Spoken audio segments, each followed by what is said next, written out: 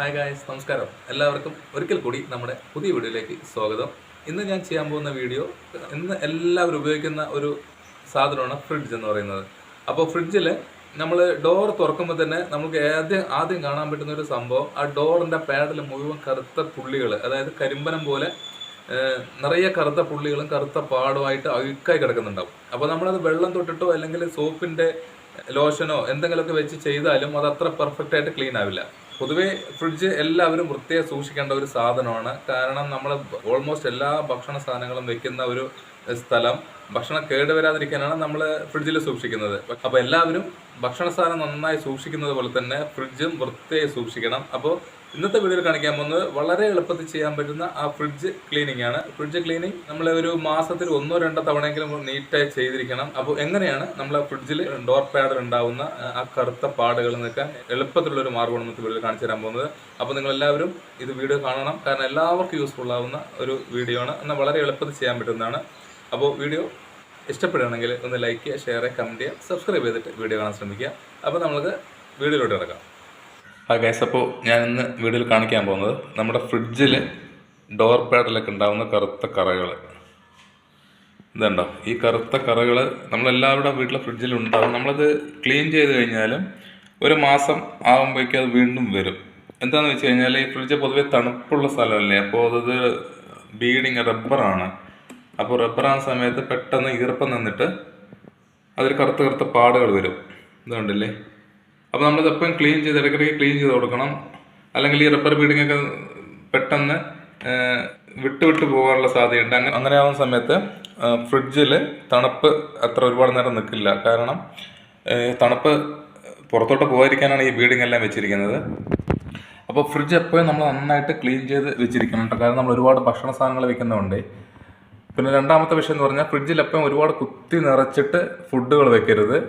അങ്ങനെ വെക്കുന്ന സമയത്ത് ഇതിൻ്റെ കംപ്രസറിന് ഭയങ്കരമായിട്ടൊരു ലോഡ് വരികയും നല്ലോണം കറണ്ട് വലിക്കാനും പെട്ടെന്ന് ഫ്രിഡ്ജ് കംപ്ലൈൻ്റ് ആകാനുള്ള സാധ്യതയുണ്ട്.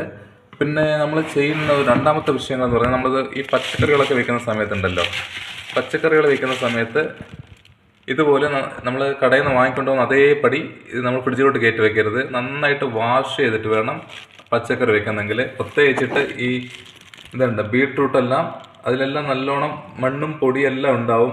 അതുപോലെ ക്യാരറ്റ്, ഇതുപോലുള്ള സാധനങ്ങൾ സൂക്ഷിക്കുമ്പോൾ നല്ലോണം വാഷ് ചെയ്തിട്ട് ഒരു പോളിത്തീൻ കവറിലോ അല്ലെങ്കിൽ ഒരു തുണിയുടെ കവറിലോ നമ്മൾ സൂക്ഷിക്കുന്നതാണ് നല്ലത്. കാരണം ഇല്ലെങ്കിൽ ഇതിലുണ്ടാവുന്ന അണുക്കളെല്ലാം നമുക്ക് നമ്മൾ ഉണ്ടാക്കി വെച്ചിരിക്കുന്ന ഭക്ഷണത്തിലോട്ട് വരാനുള്ള സാധ്യതയുണ്ട്.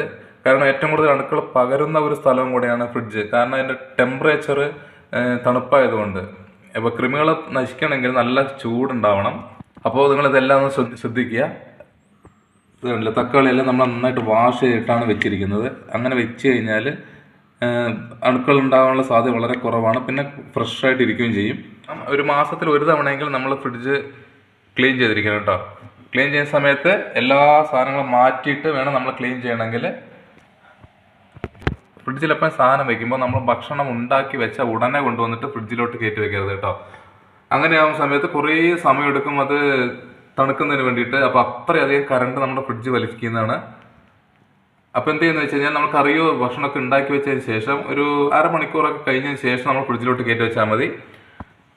പിന്നെ ഏറ്റവും നമ്മൾ ഫ്രീസറിൻ്റെ തൊട്ട് താഴെയുള്ള ആ ഒരു റോയിൽ വേണം നമ്മൾ ചൂടുള്ള ഭക്ഷണങ്ങളൊക്കെ വെക്കുന്നതിന്. കാരണം അത് നല്ല തണുപ്പ് കിട്ടുന്നത് ഈ ഒരു പോർഷൻ എന്ന് പറഞ്ഞാൽ ഈ ഒരു ഭാഗമാണ്. അപ്പോൾ അങ്ങനെ ആ സമയത്ത് നമ്മൾ ഭക്ഷണത്തിലേക്ക് നല്ല തണുപ്പ് കിട്ടും.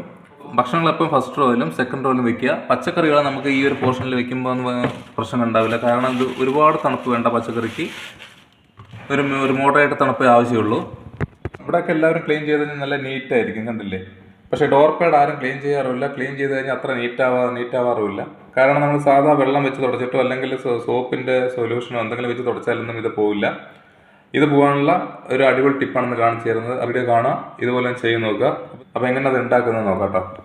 അപ്പോൾ ഇന്ന് നമ്മൾ ചെയ്യാൻ പോകുന്നത് ഫ്രിഡ്ജിലെ ഡോർ പാഡിൽ ഉണ്ടാകുന്ന കറുത്ത പാടുകൾ എങ്ങനെ കളയാന്നുള്ള സിമ്പിൾ ടിപ്പാണ്. അപ്പോൾ അതെല്ലാവരും ഇതുപോലെ ചെയ്ത് നോക്കണം. അപ്പോൾ നമ്മളതിനെ ക്ലീൻ ചെയ്യാൻ ഉപയോഗിക്കുന്നത് വളരെ എളുപ്പത്തിൽ ചെയ്യാൻ പറ്റുന്നതാണ്. നമ്മൾ ഒരു കോൾഗേറ്റിൻ്റെ ഒരു പേസ്റ്റ് ആണ് എടുത്തിരിക്കുന്നത്. നമ്മൾ മാക്സിമം വൈറ്റ് പേസ്റ്റ് എടുക്കുന്നതാണ് കുറച്ചും കൂടെ നല്ലത്. ഇതിലോട്ട് നമുക്ക് കുറച്ചാക്കാം. ഇത്ര മതി കേട്ടോ.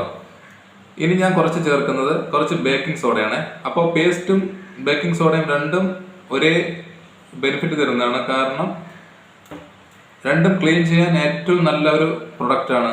അപ്പോൾ ബേക്കിംഗ് സോഡ മസ്റ്റായിട്ട് നിങ്ങൾ ചേർക്കണം കേട്ടോ.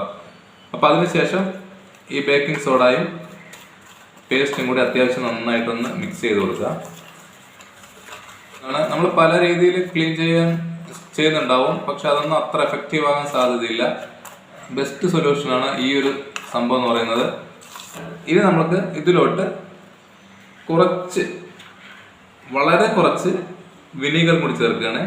വളരെ കുറച്ച് മതി, ഒരുപാട് വെള്ളം ആകാൻ പാടില്ല. പിന്നെ അതിൽ വെള്ളം ചേർക്കരുത് മിക്സിൽ. അപ്പോൾ നിങ്ങളിത് നോക്കിക്കോ, നല്ല റിസൾട്ട് കിട്ടുന്നൊരു സംഭവമാണ്. അപ്പോൾ നമ്മൾ നന്നായിട്ടൊന്ന് സൊല്യൂഷൻ പെർഫെക്റ്റ് ആയിട്ട് വെച്ചിട്ടുണ്ട് കേട്ടോ. നല്ല കൺസിസ്റ്റൻസിയാണ്. ഈ ഒരു രീതിയിൽ വേണം നമ്മൾ ചെയ്യണമെങ്കിൽ. അതിനുശേഷം നമ്മൾ കുറച്ച് കയ്യിലോട്ട് എടുക്കാം.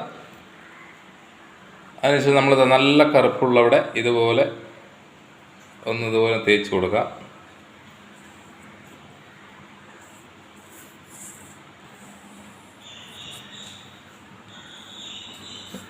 അപ്പോൾ ഇതുപോലെ തേച്ച് കൊടുത്തു കഴിഞ്ഞാൽ അതിനുശേഷം നമുക്ക് രണ്ട് രീതിയിൽ ഇതിന് ക്ലീൻ ചെയ്യാം കേട്ടോ. ഒന്നില്ലെങ്കിൽ നമുക്ക് ടൂത്ത് ബ്രഷ് വെച്ചിട്ട്, അതായത് നമ്മൾ ഒരിക്കലും ഉപയോഗിക്കാത്ത ടൂത്ത് ബ്രഷ് വേണം നമ്മൾ ഉപയോഗിക്കണമെങ്കിൽ കേട്ടോ. കാരണം ഉപയോഗിച്ച ടൂത്ത് ബ്രഷ് ഉപയോഗിക്കുന്നത് വളരെ ഡേഞ്ചറാണ്. അപ്പോൾ ഒരു ടൂത്ത് ബ്രഷ് എന്ന് പറഞ്ഞാൽ 10-15 രൂപയുടെ ആവശ്യമുള്ളൂ. അപ്പോൾ നമ്മളിത് ഇടയ്ക്കിടയ്ക്ക് നമ്മളിപ്പോൾ ഇതിനെ ഉപയോഗിച്ച് കഴിഞ്ഞാൽ നമ്മൾ മാറ്റി വെച്ച് കഴിഞ്ഞാൽ നമുക്ക് പിന്നീടും ഇതുപോലൊരു അവസരത്തിൽ നമുക്ക് വീണ്ടും ഉപയോഗിക്കാൻ പറ്റുന്നതാണ്. അപ്പോൾ എല്ലാവരും ഉപയോഗിക്കാത്ത ബ്രഷ് ഉപയോഗിക്കുക. ഞാനപ്പോൾ എല്ലാം ഇവിടെ ഒന്ന് തേച്ച് കൊടുക്കുന്നതാണ്. ഇതുപോലുള്ള സ്ഥലങ്ങൾ നന്നായിട്ട് തേച്ച് കൊടുക്കുക. നമുക്ക് പെട്ടെന്ന് റെഡിയാക്കാൻ പറ്റുന്നതാണ്. അതിനുശേഷം നമ്മൾ ചെയ്യുന്നത് ഇതുപോലെ ഒന്ന് വരച്ച് കൊടുത്താൽ മാത്രം മതി കേട്ടോ. 5 മിനിറ്റിനുള്ളിൽ തീരാവുന്ന പ്രശ്നങ്ങളേ ഉള്ളൂ. അപ്പോൾ നമ്മൾ അത്യാവശ്യം സാധനങ്ങളൊക്കെ ഇവിടെ നിന്ന് മാറ്റിയതിന് ശേഷം, കാരണം ഇവിടെയൊക്കെ ഒന്ന് ക്ലീൻ ചെയ്തെടുക്കണം. സാധനങ്ങളൊക്കെ മാറ്റിയ ശേഷം മാത്രമേ ചെയ്യാൻ പറ്റൂ, ഇല്ലെങ്കിൽ സാധനങ്ങളിലാക്കരുത്. അപ്പോൾ ഈ സൈഡൊക്കെ അതുപോലെ ഒന്ന് വരച്ച് കൊടുക്കാം.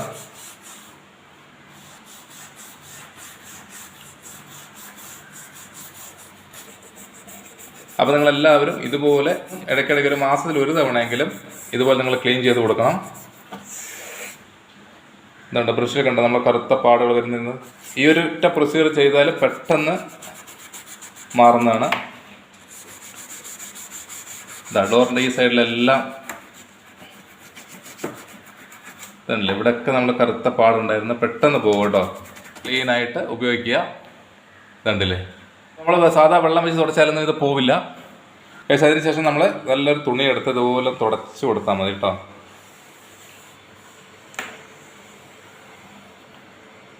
ഇതുണ്ടല്ലേ, തുടച്ച് കഴിഞ്ഞാൽ നമുക്കിതാ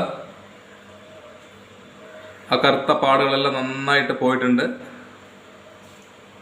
നമ്മൾ തുടച്ചു കൊടുത്തു കഴിഞ്ഞാൽ നന്നായിട്ട് ആ കറുത്ത പാടൊന്ന് പോകും. അപ്പോൾ നിങ്ങൾ മാസത്തിൽ ഒരു തവണയെങ്കിലും ഇതുപോലെ ഒന്ന് ചെയ്ത് കൊടുത്താൽ മതി. അപ്പോൾ ഇങ്ങനെയാണ് നമ്മൾ ഡോർ പാഡിലുള്ള കറുത്ത പാടുകളെല്ലാം കളയുന്നത്. വളരെ എളുപ്പത്തിൽ നമുക്ക് കളയാൻ പറ്റും. ഈ ഒരു സൊല്യൂഷൻ എല്ലാവർക്കും ചെയ്യാൻ പറ്റുന്നേ ഉള്ളൂ.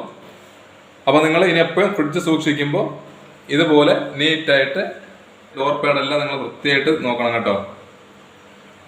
വലിയ പ്രശ്നങ്ങളില്ലാതെ കുറേ കാലം നമുക്ക് ഫ്രിഡ്ജ് കംപ്ലൈൻ്റ് ഇല്ലാതെ കൊണ്ട് നടക്കാൻ പറ്റും. കാരണം ഈ ബീഡിംഗ് ഒക്കെ പെട്ടെന്ന് പോയി കഴിഞ്ഞ് കഴിഞ്ഞാൽ നമുക്ക് ഫ്രിഡ്ജ് ഒരിക്കലും പിന്നെ കൂളാവില്ല.